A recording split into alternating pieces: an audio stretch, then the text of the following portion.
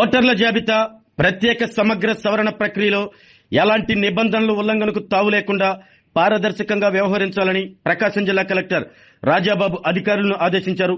ఓటర్ల పేరు తొలగింపు విషయంలో ప్రతి దశలో ఎన్నికల సంఘం మార్గదర్శకాలను ఖచ్చితంగా అమలు చేయాలని స్పష్టం చేశారు.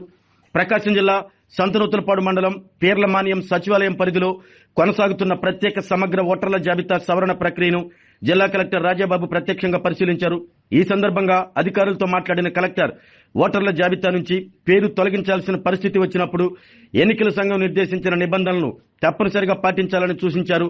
సంబంధిత వ్యక్తుల కుటుంబ సభ్యులు, బంధువులు లేదా ఇరుగు పొరుగు వారికి నోటీసుల ద్వారా సమాచారం అందజేయాలని, ఆ ప్రక్రియకు సంబంధించిన అన్ని ఆధారాలను భద్రపరచాలని ఆదేశించారు.